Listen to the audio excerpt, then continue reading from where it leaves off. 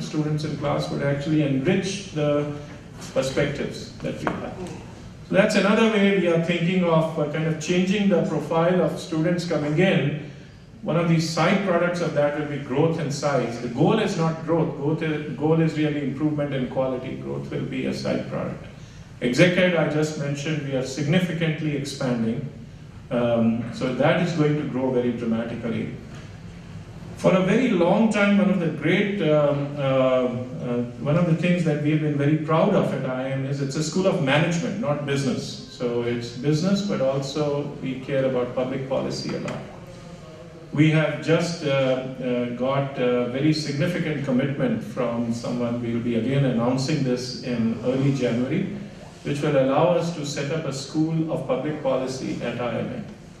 And so really we have an opportunity now to have something like a Kennedy School of Government and a business school, something like a George Washington School of Public Policy. There is no good public policy independent school in India. You have public policy schools that are associated with the government, you have some other public policy schools, and the Indian environment is right now such that good work, students coming out of public policy programs will find good employment, I think, in public sector, in private sector companies, even as regulation, etc., become important.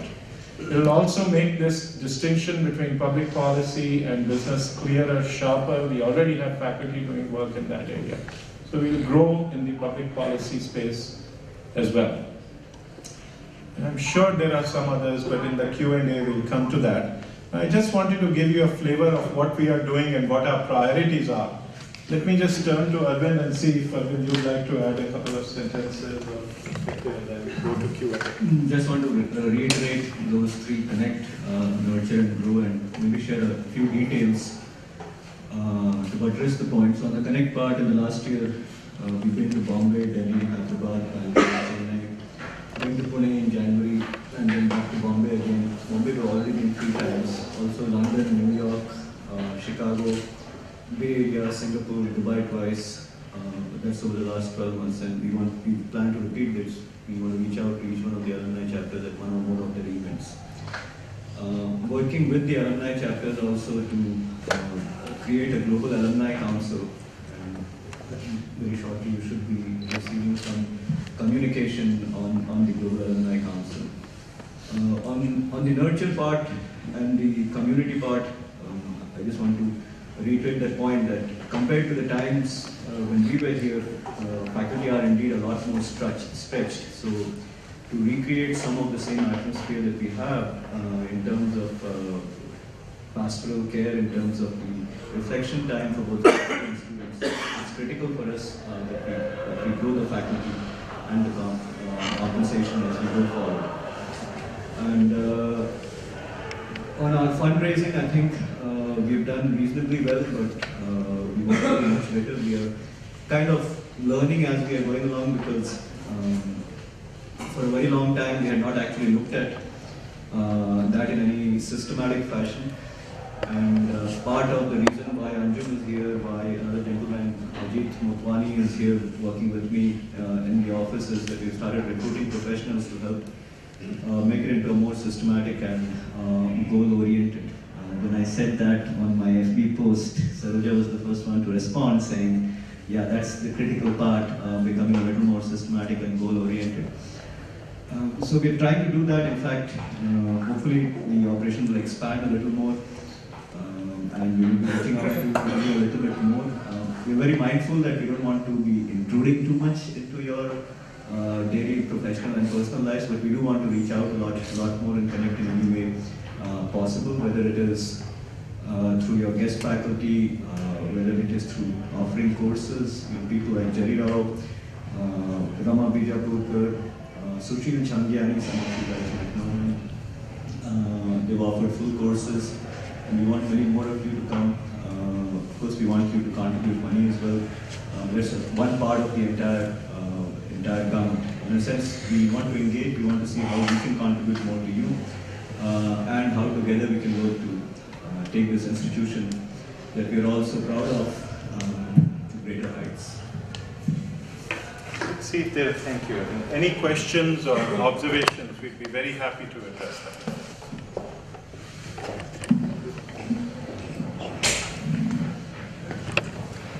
Yes, sir, please. No, actually, I had a suggestion, particularly from the alumni point of view.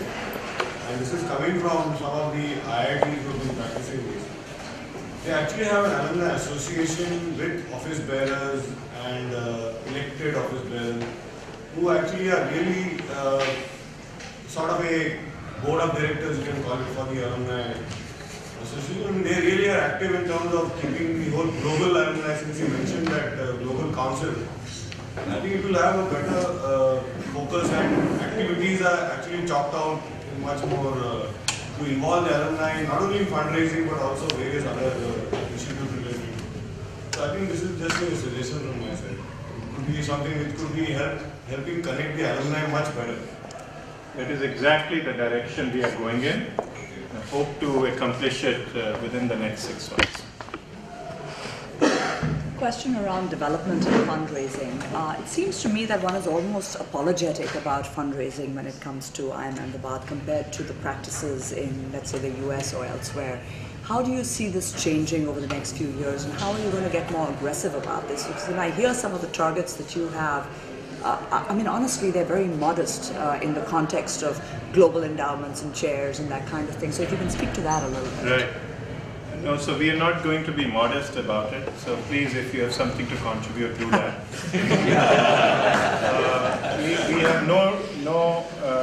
We are not as professional as some of the other institutions are.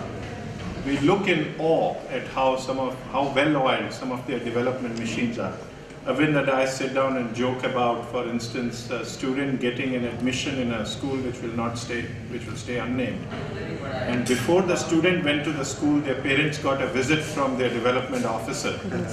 School was in US, parents were in Mumbai. So it is quite remarkable, and we are taking baby steps. But let me point a few baby steps to you.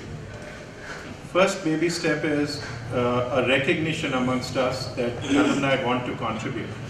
Arvind wants to contribute, I want to contribute. We have in our own ways contributed.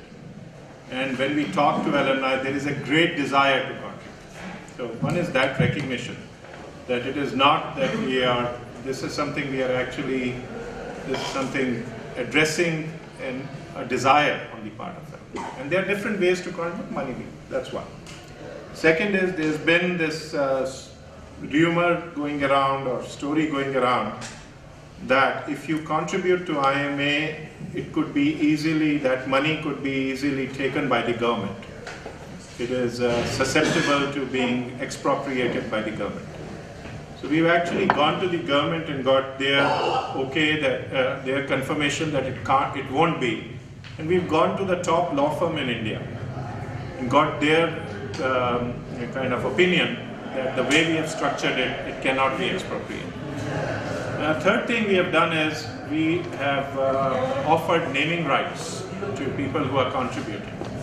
We are very happy to give naming rights to people against what they contribute. And the fourth thing we are doing is we are kind of giving people a menu of choices. There are different people who have different capacity and different desire to contribute. Kind of simple-mindedly, the menu is in 3 buckets. One bucket is you can contribute to infrastructure. One bucket is you can contribute to student life. Third bucket is you can contribute to research and development, is what you say, faculty and research. And in each of these buckets, there are certain levels that one can go. And have you shared that book with them? Yes, I think in your welcome packs you would probably have a note saying this is our giving tree and so on. So we have a giving tree there in your welcome pack, right in the middle page, center part of that. There is a whole menu of choices right in the middle there. So if I can see that, I can borrow it from you. So here's a giving tree. So it basically lays out for people what they can contribute and how. So that's the other thing. And then we are reaching out to people proactively, our alumni, but also non-alumni. So for example, this Institute of Public Policy, actually, I will, so long as you swear not to tell anybody, and if you tell anybody, Arvind and I'll find you. If you swear not to tell anybody, I can tell you who this person is. There's not been a public announcement, so please don't. This is Sajjan Jindal. He's not an alumnus, JSW. And I think he was thinking of either putting the money in an international school or one of their own institution. And we had a conversation. And we said, there's already, for example, business school at University of Texas at Dallas is called the Naveen Jindal School of Business. So we said, yeah, Indians have contributed a lot internationally, and we are very proud of that. The latest, swankiest building at Harvard Business School is called Tata Hall, for example. And it's great for Indians to take their place in the world stage and contribute. It's also a great idea to contribute to education. But if you think that a university will start having an impact right away, you're mistaken. It'll take you 50 years, 40 years before you can establish it. Why not do something that, in fact, people in US, Europe do, which is identify an institution which is very good and contribute to them. And tell them that this is targeted for a particular use, and we will make sure that we are letting you know how it is being used. And I think the argument was sufficiently persuasive for him and for several other people. So when I say 14 chairs, many of whom are alumni, it's been sufficiently persuasive to them. Now, could we be more aggressive? Yes. The way Arvind and I have thought about this is what we call a soft launch of our fundraising. We are learning ourselves what to do, what not to do. I think by the time we have our 50th convocation, maybe even earlier, we will announce a fundraising campaign where all the money contributed till now will be accounted for, and we'll have a goal. Now, is it too ambitious or is it not too ambitious? I don't know. I'm kind of an economist by training. And it is not too ambitious if people are coming head over heels and giving us a lot. It is too ambitious if nobody is taking a bite. It seems to us we have the right thing, because when we talk to people, many of them are interested in it. I must say one thing just to continue this. My son went to a school where, people, it was a very good school. We were very fortunate that he got admitted to that school. And there they used to say something which has stuck in my mind. To whom much is given, much is asked for. So, you people have got a lot. Through dint of hard work and effort and your brilliance. And I think you've had institutions and families and other people who have taken you to where you are. Much is expected of you. Now, whether we should come to you and put a number in front of you, I don't know. I can tell you, knowing each and every one of you, I expect that you will contribute to the Institute in every which way. Money being one, time and effort being the other. It's my expectation. Okay? All right, other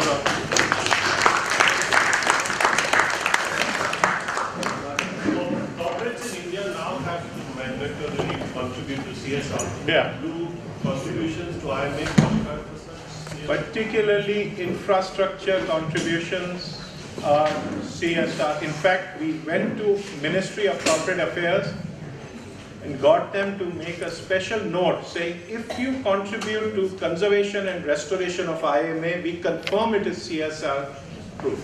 But many other parts, like entrepreneurial efforts, some other contributions are CSR, are covered under CSR. So, yeah. To understand, Article 7, Section 2, the one that I'm talking about, contributions are covered. Also, if you can also get a tax exemption if you want to contribute under 80G. For those people who are within India and are making a contribution within India, ATG gives a 100% tax exemption. For those people who are in the US or UK and want to contribute through the US or UK route, there are trusts set up over there which also give you a tax exemption within the US and within the UK. On the corporate side, actually, so one of our great assets is the Louis Kahn space. It's lovely. It is actually one of the great pieces of architecture, 20th century architecture in a university setting. But if you had gone through it during the daytime, you will see there are cracks all over. One is exposed brick structure, 50 years. Second is technology of that time. Third is we had a big earthquake here. So we are actually launching on a conservation and restoration project here. The easy thing would have been just, paint it over or do something. But the more valuable thing in the long run is conservation and restoration. But one takes a big gulp when one thinks how much it will cost.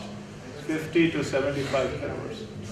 Now, I don't want to spend the institute's money on conservation. I would love for some company to come in and say 2% CSR. We are happy to give naming rights for it.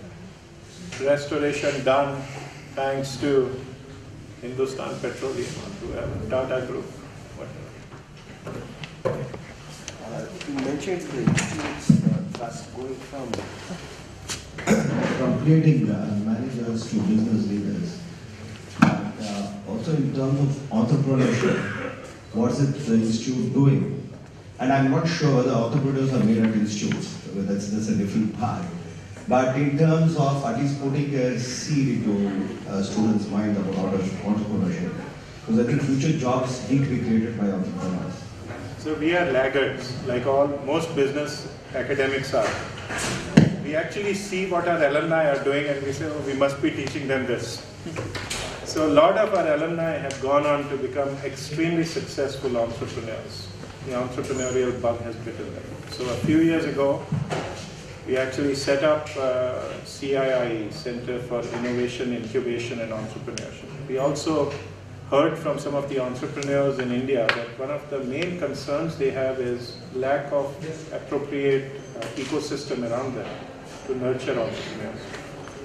CIIE today is perhaps the most successful university-linked, academic institution-linked entrepreneurship accelerator. If you get an opportunity, it's right the building next to us. Just walk through that. Success rate is extraordinary. I was just joking with Arvind. Arvind mentioned that their success rate is at the point of exit is something like 70%. I said then probably they are not taking enough risk, but maybe if we can get 1 or 2 Googles, as Arvind always reminds, we can afford to bring that down. But it has had enormous impact in terms of supporting people. It has had enormous impact in terms of encouraging some of our students. Now, so our students currently are far more entrepreneurial than they were my batch. And I would suspect your batch, I don't know. Now, a lot of students at my batch who get very good job offers from top-notch companies say, I would rather start an entrepreneurial enterprise. I actually was in Delhi just in November 2021 and had breakfast with a gold medalist from last year who actually refused a job from a very top consulting firm, one of the big 3, and instead said, I want to take 3 years and try an entrepreneurial. So there is that urge. Some of them it's right away, and when it is right away, one of their constraints is many of them have taken student loans. So we have a system here called IIM Mavericks, whereby alumni offer to people who want to go straight into entrepreneurship that they will pay off their student loans if they will continue to try the entrepreneurial route, just to nurture them. Demand is greater than supply. Last year, I think there were 34 students looking for IIM Mavericks support, and there were 14. Starting this year, we will have a first-year course on entrepreneurship, so that whether you are an entrepreneur or not, you get a flavor of what it means. you'll be dealing with entrepreneurs, and maybe there is a toolbox. Who knows, yes, there is an innate ability that makes people entrepreneurs. But I think like so many other things in life, it is innate ability, it is some skills, it is some life experiences which come together. Pretty much it. Apart from the first year required course, in the second year we have quite a few electives, and the subscription for those electives are quite robust. And the last point on the entrepreneurship part is, if you look at the trend over the last 10 years, the 10 years that I've been here, in every succeeding batch, one is seeing a larger and larger proportion of students who are interested in entrepreneurship. And we are trying to provide as much support as we can. Providing support is one thing, but linking two other points together is support for incubation is also part of CSR umbrella, if you like. Absolutely, yes. And one of the things that we are doing, for example, with IIT Delhi in this instance, is to actually support a few early incubation projects, add not just money but also technical support to it. Yes. And then have some rights to commercialization or be part of, fold them into a system, something like that. Just do something slightly different to help that along while under the CSR umbrella. So I think there's different ways of doing the same thing, but it might be quite helpful if businesses were not just given the money, the financial support, but other support which could make them successful, which just money can't do. And also vehicle for that to actually then become larger, should the incubation be successful in itself. Couldn't agree more with you. So CII actually has an incubator. At any given point in time, there are about 8 or 10 companies being incubated. They have a system of mentors that they have established. There are around 400 mentors, and we welcome those of you who are interested in being mentors, who we tap into to help the startups that are being incubated. And there are 4 theme areas in which they are particularly strong. One is in the area of energy, then information technology, and the other 2 slipping my mind just now. So we are making some progress over there, but clearly a lot more that we can do. And quite a few companies are doing CSR. Godrej, for example, some government institutions are exactly this way, using CSR money and some of the technical expertise. So Good afternoon. First, I'd like to compliment and congratulate you on the shift in the diversity ratio that you managed to achieve. As corporates, we quite struggle with this.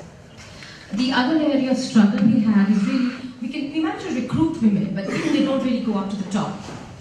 The numbers are like, at the board director level, less than 2% are women.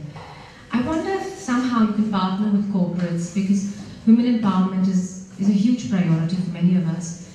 And like you have the PGPX program, there's some way you can partner with corporates to help us retain women and make sure that they go up to the senior levels and break through the ceiling.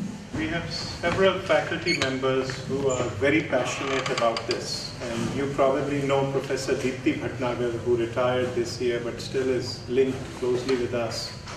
Professor Niharika Hora, who's an extraordinary researcher and teacher, and several others. And so we would love to do that. And we've been talking with some industry bodies like FICCI and others to do something like, for example, boards. You have, in fact, a paucity of well-trained, confident women who are able to contribute to the extent that they are asked. So a program for women board members, or potential women board members. Absolutely. And so we would love to do that. And if you have any ideas or thoughts on how we can push this forward, we'd be very receptive. Let me just say one thing on that.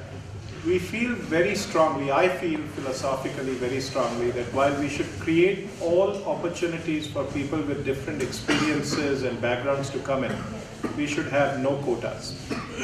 And in fact, some of the people who have most pushed against having special weightage for women applicants or special quota for women are our women students and women alumni. So what we are particularly proud of is that we have achieved this increase without special